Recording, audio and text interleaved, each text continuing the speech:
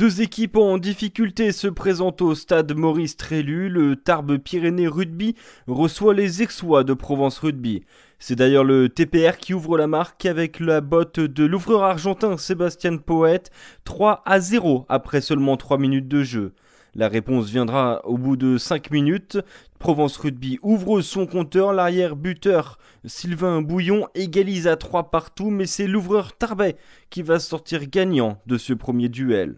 Les locaux justement se montrent plus audacieux, l'arbitre Monsieur Ourquès signale une pénalité, Nicolas Vergallo la joue vite et le demi-mêlée transmet au centre Lamotte qui file dans l'embut sans opposition. C'est l'incompréhension générale dans les rangs de la défense aixoise, un essai casquette qui est transformé par Sébastien Poët.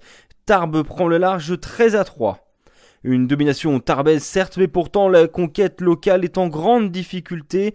La mêlée est une nouvelle fois pénalisée. Jérôme Chester voit jaune et passera 10 minutes sur le bord de la touche. La sanction est même double. Fabien Ourquet file entre les perches et c'est de pénalité fort logique pour les Provençaux. Les visiteurs reviennent à seulement 3 points du TPR à la fin du premier acte. Malgré des intentions de jeu des deux côtés, la deuxième mi-temps sera largement à l'avantage des Pyrénéens de Sébastien Poët, qui se détache avec le pied de l'Argentin. Il faudra attendre la 75e minute de jeu pour voir la décision se faire. Le ballon est récupéré par les Tarbais. Superbe réception dans les airs, un 2 contre 1 décolle et Sébastien Poët va pouvoir s'arracher pour inscrire le 3e essai du match, synonyme probablement de victoire pour les Pyrénéens dans leur entre-deux Maurice Trélu.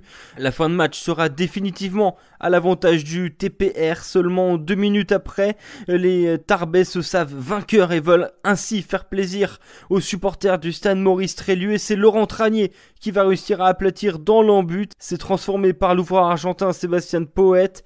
Tarbes s'est rassuré avec cette victoire 28-10 contre des Aixois joueurs mais malheureux ce soir.